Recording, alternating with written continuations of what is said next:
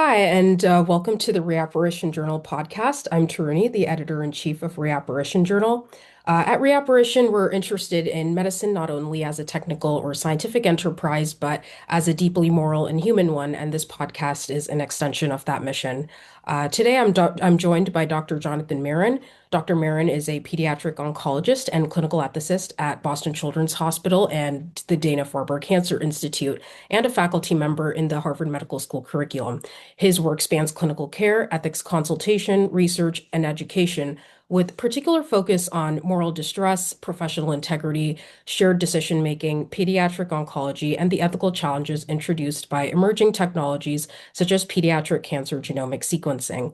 In our conversation today, we'll be exploring moral distress in pediatric oncology, professional integrity, and ethical responsibility in caring for children, surrogate decision making, and uncertainty, particularly in the context of genomics. Dr. Marron, thank you so much for being here. It's truly a pleasure to have you. Thanks so much for having me. Yeah.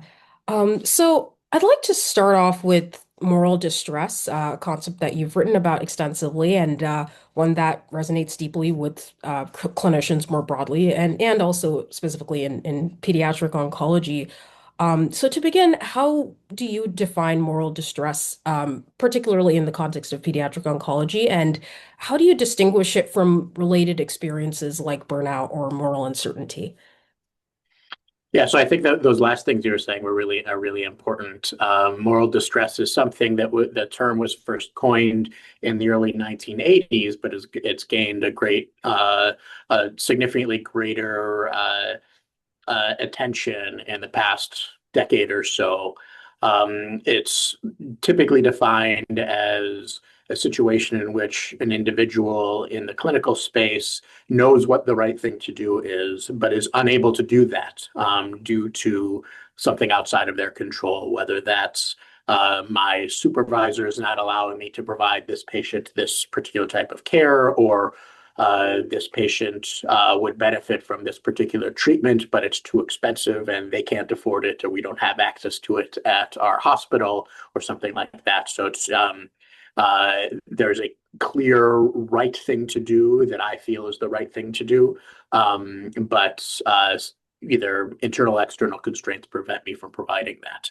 And importantly, that's moral distress, which is distinct from psychological distress. And in my world, particularly of pediatric oncology, that's an important distinction because we all, as clinicians and taking care of children with cancer, feel psychological distress every day. It's awful. It's terrible that children get cancer to begin with. And unfortunately, some of those children uh, ultimately will die from that cancer, or at the very least get very sick from it. That is unquestionably psychologically distressing, but it may or may not be morally distressing. Psychological distress is sort of this, to put it bluntly, this sucks. This is unfortunate. I wish this were different.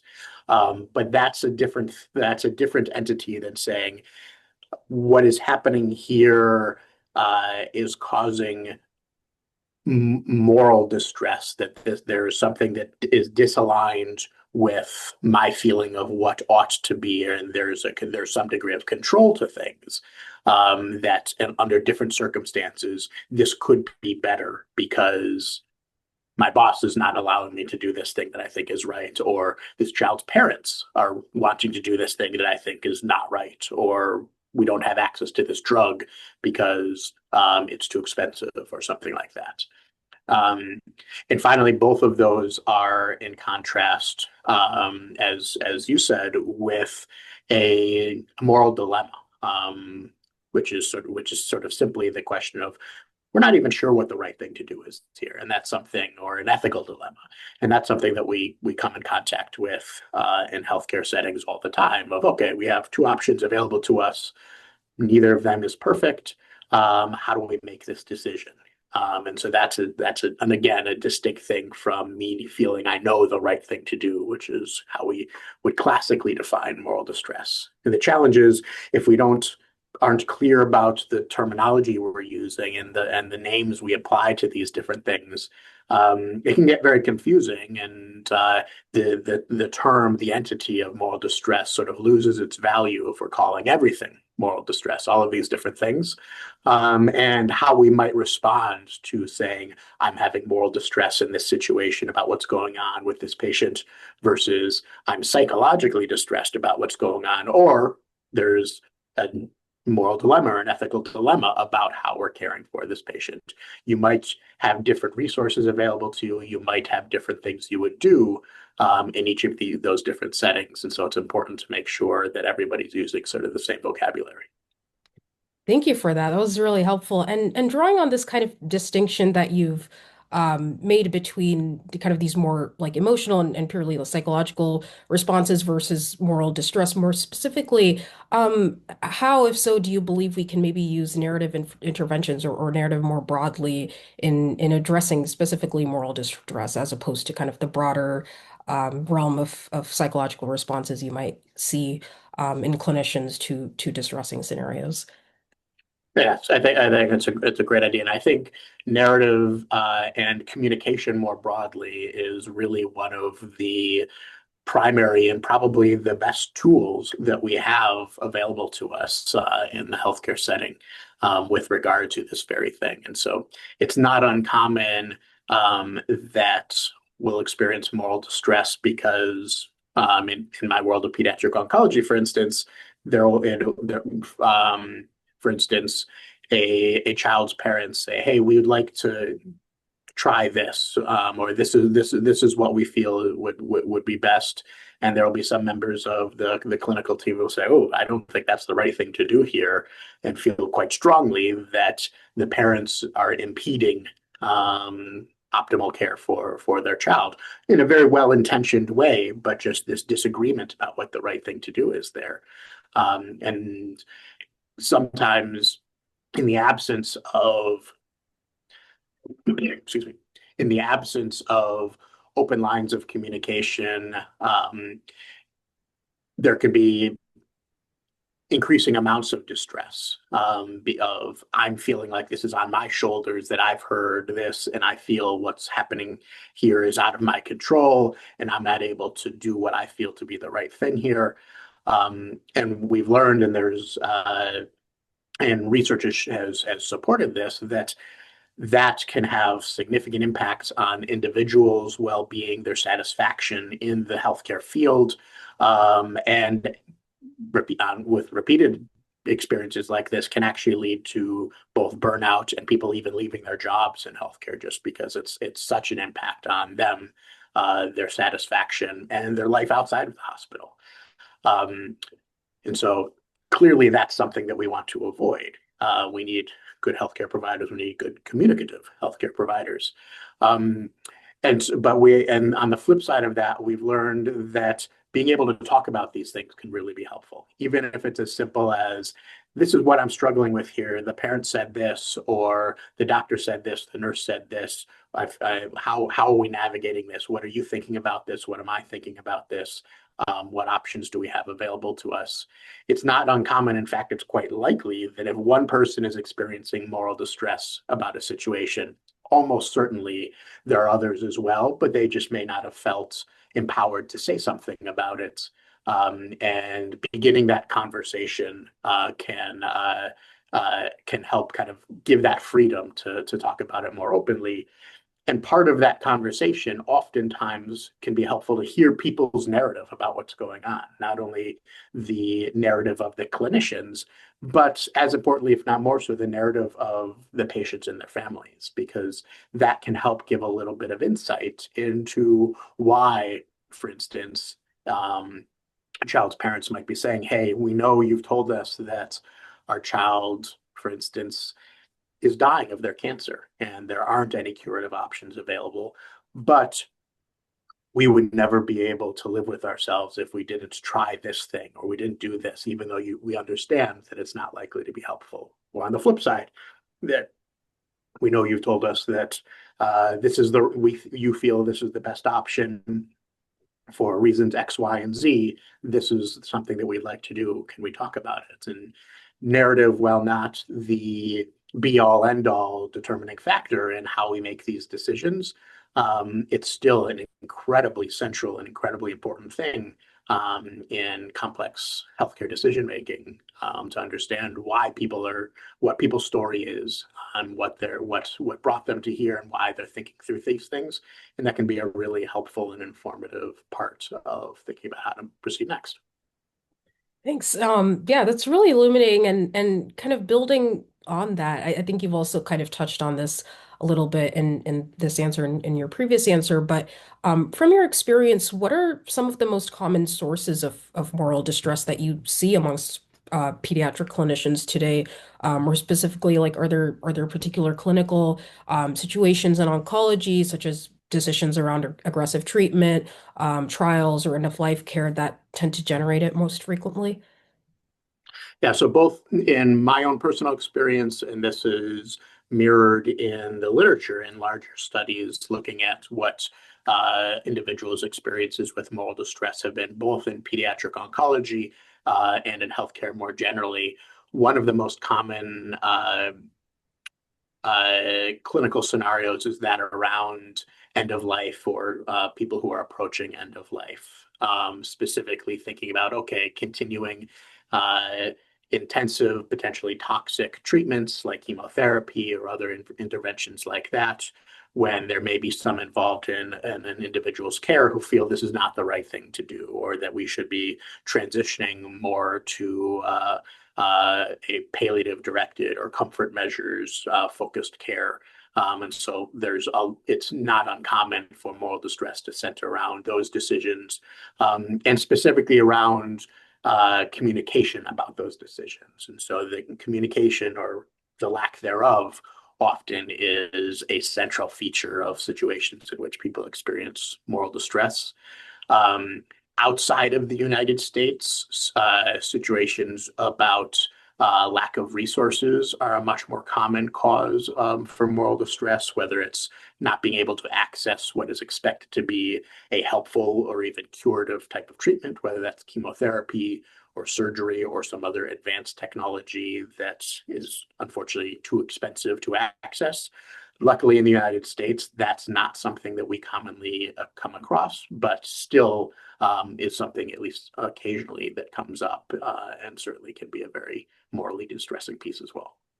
Yeah, and what you said also makes me curious about not just what these drivers are, but also when they kind of start to occur in medical training for physicians or for clinicians. So, how early in oncology training would you say clinicians start to encounter moral distress, and how is it talked about, or maybe even not talked about within oncology practice?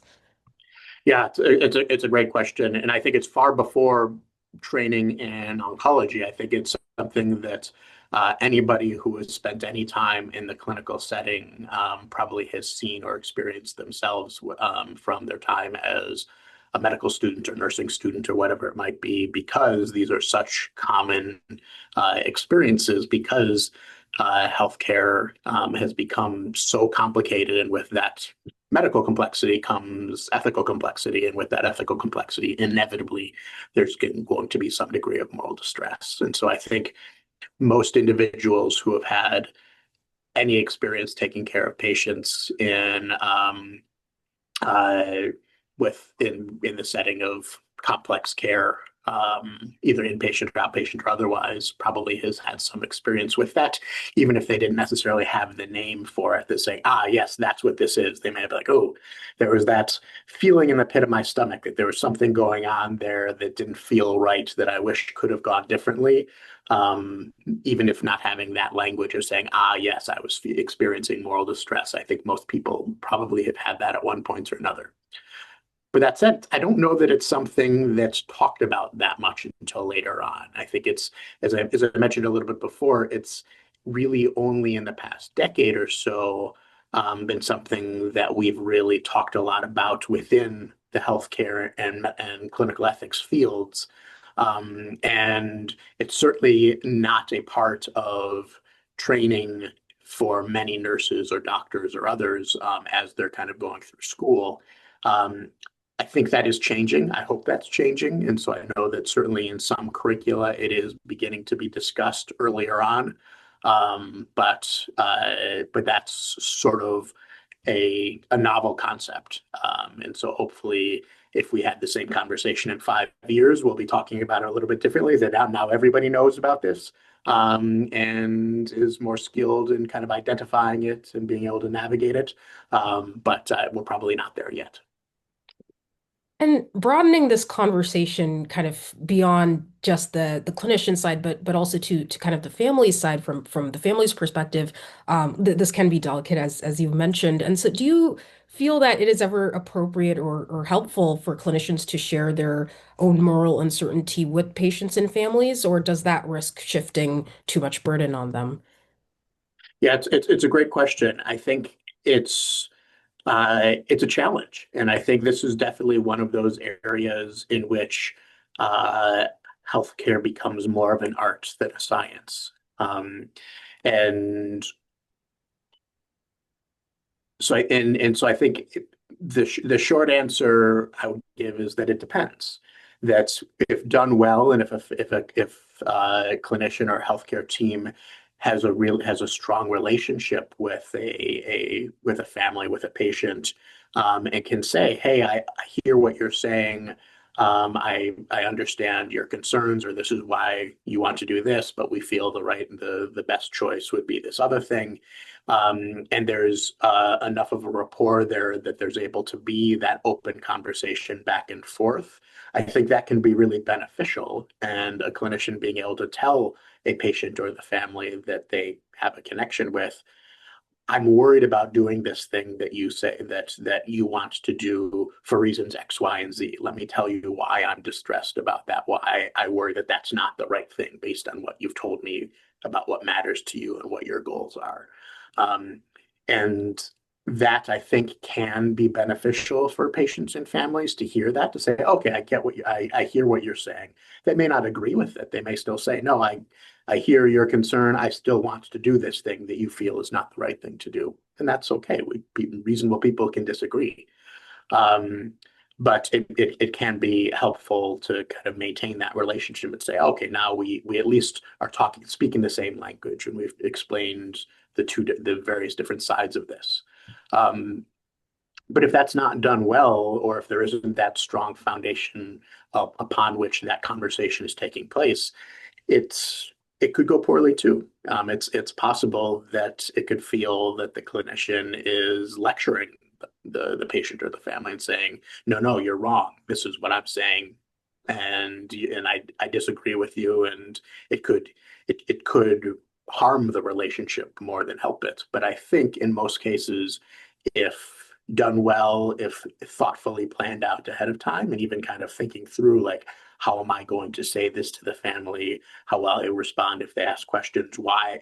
How can I explain to them why I'm saying it this way, and how we still have the same goals? Ultimately, it's just two different ways of trying to get to those goals. For instance, I think being thoughtful and trying to plan for things like that, I think in most cases it can not only be an okay process to talk about it openly and tell families or patients what your concerns and what your distress is about, but it may even be able to kind of strengthen those relationships again when done carefully.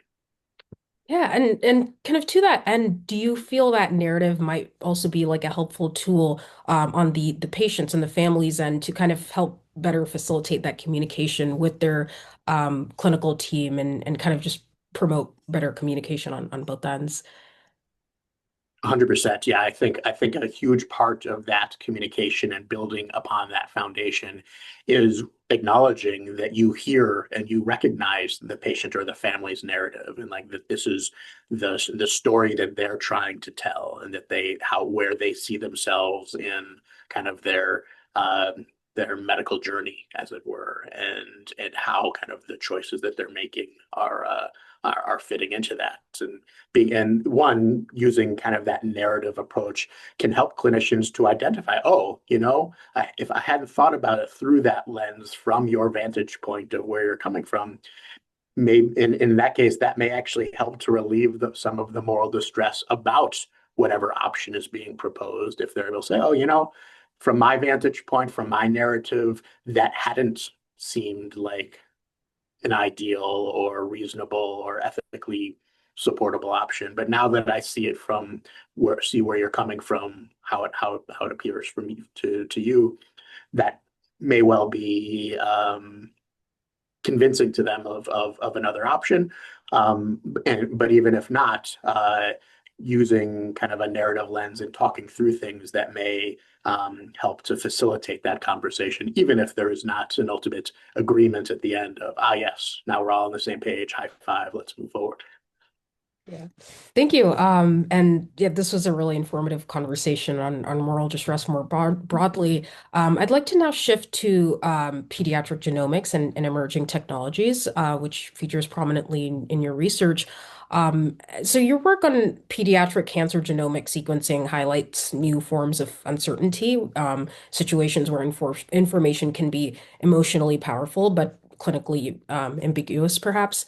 And so once that information is shared, the next challenge becomes helping families make sense of it. So how do you feel clinicians should ethically navigate sharing genomic information, whose significance is unclear but carries a great deal of emotional weight for families? Yeah, it's really challenging. And what makes it challenging is there's a whole varieties of different levels about that. But one of the main aspects, as you alluded to, is the uncertainty of it. And also the fact of how quickly the science is changing, because information that has uncertain meaning today could well mean something very different tomorrow, a week from now, a month from now, a year from now.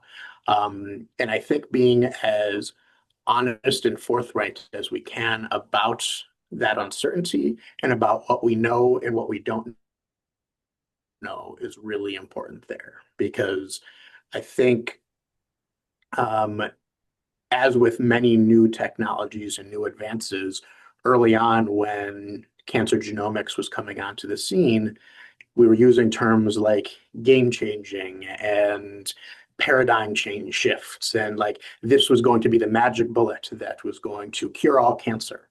Um, while certainly cancer genomics and precision cancer medicine and these various things have unquestionably helped us to take steps forward, it's these are not the end of cancer. We have not cured cancer. Cancer is hundreds of different diseases.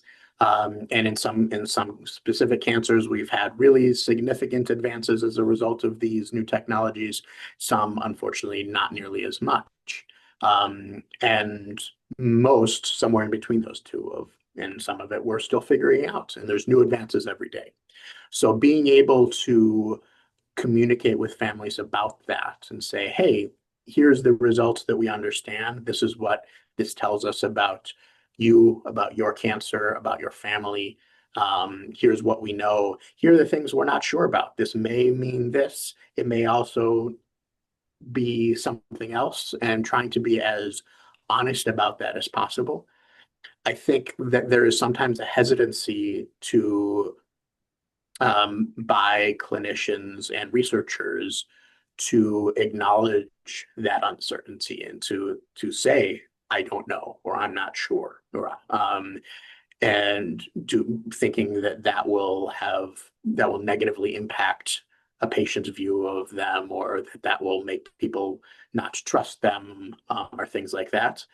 Um, Both anecdotally and in large research studies, we've actually learned that the opposite is true, that acknowledging our own limitations, I think is humanizing, for clinicians, from the vantage point of patients and families. And I think people, when taking a step back from the emotion, from the challenges of these situations, are able to say, okay, yes, I know you're a doctor, but you're still human. You're imperfect. We're all imperfect, and people recognize that we don't have all of the answers, and pretending that you know when you don't, that can really be problematic. And so I think the more we can be straightforward in this and talk through, like, okay, if we don't know what this means, what do we do with that then?